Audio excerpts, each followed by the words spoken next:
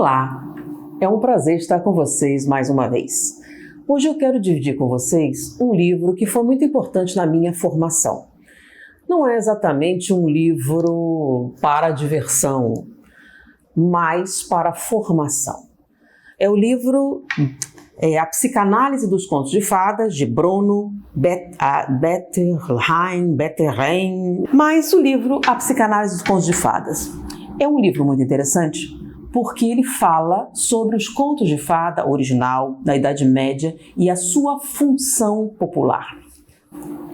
Hoje em dia, quando você fala da Branca de Neve, Chapeuzinho Vermelho, você pensa na Disney.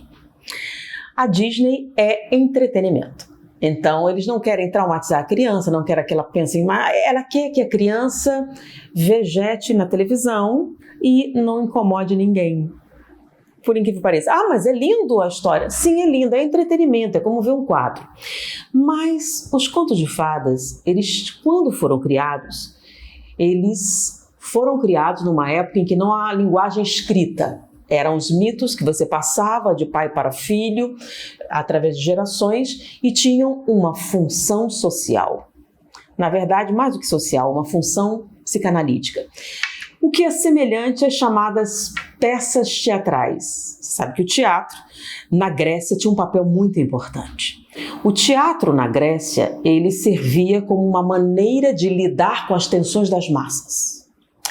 Por exemplo, você tem determinados problemas emocionais que aconteceram na sua formação na infância. O mito de Édipo. Tá? Quando a gente fala mito de Édipo, você tem uma peça de Sófocles que fala sobre Édipo rei. Mas a criança, num determinado ponto, se apaixona, um menino pela mãe ou a menina pelo pai. Isso é considerado algo terrível, um incesto ou coisas semelhantes, o que cria, quando a criança tem uma determinada compreensão, um horror muito grande daquilo que ela sentiu, que é um processo natural do desenvolvimento. Toda menina se apaixona pelo pai no momento do seu desenvolvimento. É assim que a sexualidade se transforma e assim são funções perfeitamente normais. Mas esse horror que se sente quando ela vê que existe um conflito entre o que ela sente e o que a sociedade espera, isso cria uma série de emoções que a criança não sabe nomear. Porque você não pode conversar com a criança como você conversa com um adulto e pergunta o que você sentiu, o que aconteceu. Ela não consegue descrever, porque ela não tem o vocabulário, ela não tem as palavras, ela não tem como expressar o que são os sentimentos. É nesse momento que as peças de teatro, os processos culturais ajudam você a lidar com essas emoções. Quando você assiste uma peça de Sófocles e lá naquela cena o que você sentiu é expressado, você faz uma catarse emocional. O que era um conflito que nunca foi nomeado se torna alguma coisa que você pode pensar e analisar e o seu inconsciente se acalma diante dessa experiência de natureza intelectual. Os contos de fadas têm a mesma função para as crianças. Os personagens, quando foram criados, eles simbolizavam determinados sentimentos. Porque naquela época, você não poderia nem conversar sobre isso, porque não havia uma literatura que lhe ajudasse. Você não havia o seu psicanalista ou o seu psiquiatra, a sua psicóloga para você conversar a respeito. Então, você teria que lidar com essas tensões emocionais e sobreviver. Mas existe a cultura popular, eu digo assim, a base, muitas coisas que surgiram para aqueles que são espíritos, surgiram através da mediunidade, são inspirações. Então essas histórias, como foram originalmente criadas, elas ajudavam a aliviar as tensões das crianças. Então esse livro fala, para você entender, o papel que essas histórias teriam para uma criança da época medieval. Mas eu vou contar um caso específico. Por exemplo, vocês sabem por que uma criança pequena é atropelada ao atravessar a rua, por mais que você explique? Coisa que não acontece com você? Aí diz, é porque ela não prestou atenção, porque ela não olhou o carro? Não é por isso. É que a criança até uma certa idade não tem uma área do cérebro desenvolvida especificamente para entender o tempo. Então, quando você diz, daqui a meia hora, a criança já chegou, já está na hora. E ela vai perguntar isso de 5 em 5 minutos. Não, eu já disse meia hora. Sim, mas você entende o que é meia hora. Você tem a sensação da meia hora. Então, quando alguém diz meia hora, 1 hora, você sente a diferença entre meia hora e 1 hora. A criança não. Então, como você vai explicar então o tempo para a criança? Então, use expressões físicas que ela possa acompanhar. Por exemplo, quando o ponteiro grande estiver no 12 e o ponteiro pequeno aqui, não precisa dizer um número, aqui, está na hora. Então a criança vai olhar, porque o movimento ela entende. Agora, a passagem do tempo é uma abstração muito grande e ela não tem noção. Então, quando você vai atravessar a rua, você olha o carro lá e pela distância e o movimento você sabe quanto tempo esse carro levaria para chegar aqui. É um cálculo matemático abstrato que você faz na sua mente e que a criança não pode fazer. Então, ela não sabe se dá tempo ou não. Por isso, para a criança atravessar a rua, ou o sinal estiver verde, ou em determinadas situações na faixa, ela nunca vai poder lidar com o carro na distância e saber se dá tempo ou não. Coisa que você faz com naturalidade. Não é porque a criança é burra, é porque no seu desenvolvimento essa área ainda não está formada. Da mesma maneira, ela sente o que você sente, mas ela não pode expressar como você pode expressar. E se a criança não lida corretamente com essas emoções, elas podem se tornar problemas no seu futuro. Os contos de fada, quando foram criados, eles ajudavam a criança a lidar com essas tensões. Por exemplo, você já deve ter ouvido o gênio da lâmpada. E a pessoa logo que a história é Aladim. Não. O gênio da lâmpada originalmente não era assim que era contado. Um pescador saiu para pescar. Jogou um anzol e puxou uma lâmpada. Ele vê a lâmpada e esfrega para ver de que material era feito. Nesse momento sai um gênio. E esse gênio diz que vai matá-lo. Por que você vai me matar? Eu fiquei preso nessa garrafa por 5.000 anos. Nos primeiros 1.000 anos eu disse que aquele que me libertasse, eu iria satisfazer todos os seus desejos. Mas 1.000 anos se passaram e quando eu escapasse, eu iria lhe satisfazer um desejo. Mas o tempo passou e ninguém me libertou. E agora eu disse que aquele que me libertasse iria morrer. A história tem suas peripécias, ele engana o gênio é preso novamente. Mas que coisa tenebrosa! E que coisa ambivalente! Eu não quero que meu filho ouça essa história, até porque as ramificações são bem funestas. Mas o que você não entende é que a criança lida com uma emoção muito terrível e que causa algumas dificuldades. Por exemplo, nós temos muito problema com as crianças que ficam testando os limites, né? Por que elas são tão teimosas, tão terríveis? Porque essa criança descobriu algo terrível sobre seus pais. Algo traumatizante. Ela descobriu que os pais mentem. E quando foi que ela descobriu isso? Quando você disse que eu vou ali e volto já. E não volta. Ou quando você desaparece e aparece depois. E você não entende que o sofrimento que essa criança tem é muito grande, porque o tempo para ela não tem o mesmo significado para você.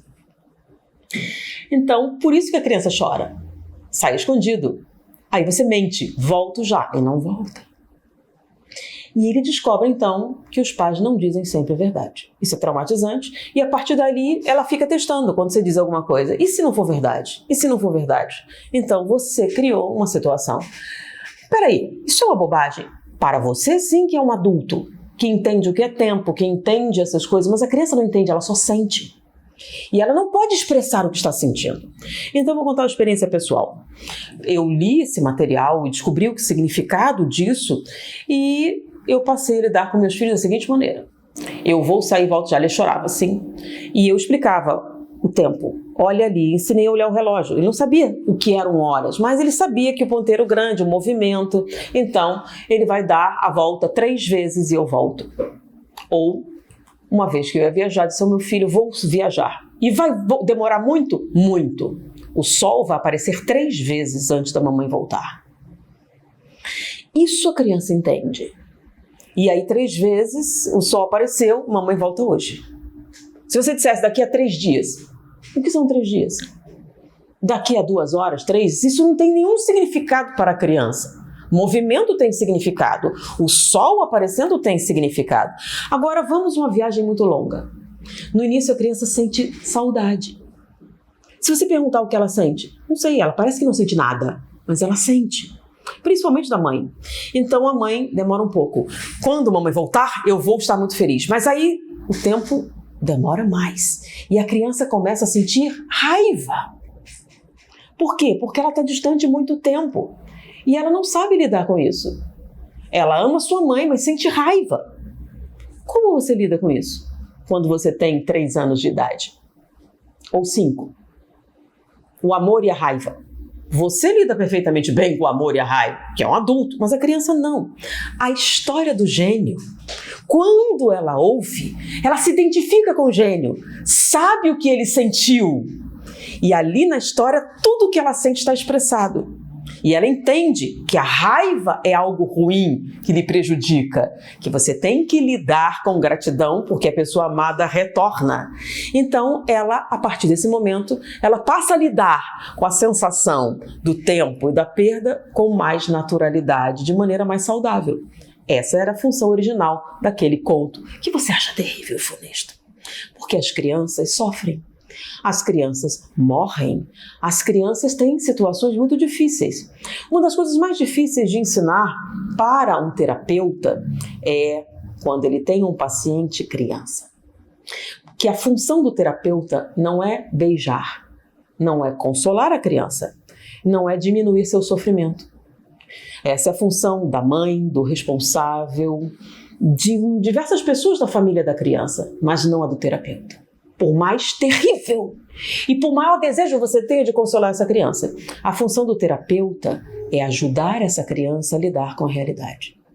E a realidade de muitas crianças é perda, é sofrimento, é angústia. Nem toda criança vai nascer numa família que a aceite totalmente, mas ela pode sobreviver apesar disso? A criança pode sobreviver à perda de um dos seus parentes? Sim. Então o papel da terapeuta é ensinar que, apesar do sofrimento, apesar da dor, você pode sobreviver.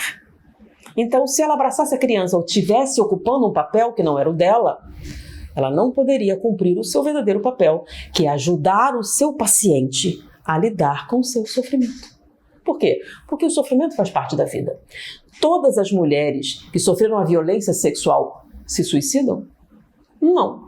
Então não é a violência sexual que causa o suicídio, sim o que você sente, como você lida com o que aconteceu em sua vida.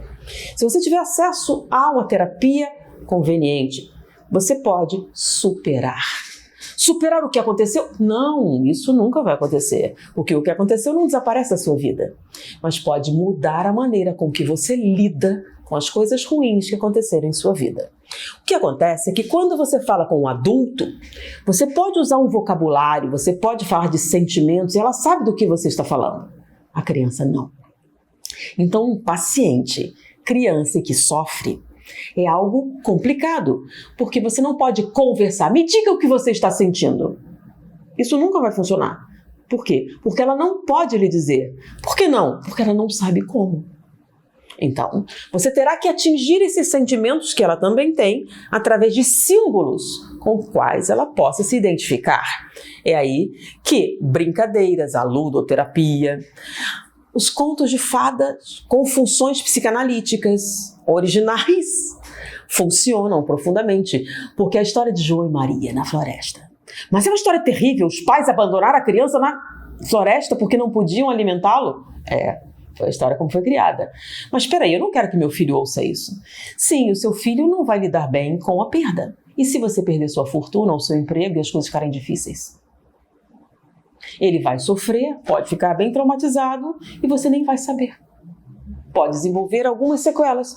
Então a história de João e Maria ajuda a criança a lidar com isso. Porque a criança sabe a diferença entre fantasia e realidade, entendem? Por exemplo, Homem-Aranha e os heróis imaginários. Esse é um outro problema. Nós temos uma pessoa fantástica que fez estudos a respeito da alfabetização emocional, que não está acontecendo com as nossas crianças. A gente alfabetiza, a gente ensina inglês, francês, alemão, balé, basquete, mas não alfabetiza emocionalmente. Então, muitas crianças não sabem lidar com determinados sentimentos porque elas nunca foram expostas à realidade da vida. Então, quando isso acontece na adolescência ou na idade adulta, vários processos emocionais surgem e se manifestam e você não sabe como fazer. Então, a criança sente, alguns contos de fadas ajudam ela a lidar com esses sentimentos, mas isso é terrível, sim, mas para a criança é muito terrível.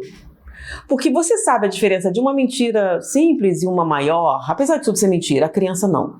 O pai mentiu é algo dolorosíssimo, mesmo que seja volto já. Para ela, foi muito doloroso. É mais ou menos quando você descobriu uma pessoa que você considera muitíssimo, te traiu. Para a criança é a mesma traição. Mas espera aí, não é a mesma proporção? Sim, porque estamos falando de uma criança. E elas sentem de maneira um pouco diferente. Então, a psicanálise dos contos de fadas foi importante para mim entender sobre a criança. Um outro livro que eu poderia dizer que é um complementar, Gibbs, Em Busca de Si Mesmo, onde você tem um paciente, criança, e o livro são as memórias da terapeuta. Então a gente acha que o livro é sobre a criança, o paciente, mas não, é muito sobre a terapeuta e os seus sentimentos diante do sofrimento da criança. E o conflito entre o que ela aprende como a maneira correta de lidar tecnicamente com os problemas e os seus sentimentos e a vontade que você tem de abraçar aquela criança que está sofrendo. Mas não pode. Então, existem papéis importantes na vida de uma criança. Você não pode substituí-los. Agora, se você está lidando com uma criança, você pode ajudar? Sim, você pode ajudar. Porque nem toda criança nasce em condições idílicas da Disneylândia. Nasce em condições normais. Elas vão lidar com a necessidade, com a ausência, com a dificuldade, com a incapacidade de obter determinadas coisas. E ela vai poder superar com saúde, com sucesso. João e Maria, na floresta. Quando a criança ouve, ela lida melhor com a perda, com a fome, com a superação. E ela entende que ela pode pegar aqueles sentimentos de raiva e utilizá-los a seu favor para saírem de uma situação difícil. Então, o conto de fada, quando utilizado da maneira com que foi criado, não pasteurizado, onde você retira toda a utilidade e fica só com a fantasia, ele cumpre um papel importante na formação de uma mente saudável da criança. E ela aprende a superar sentimentos que ela nem sabia que existiam, mas existem. Crianças sentem tudo o que você sente.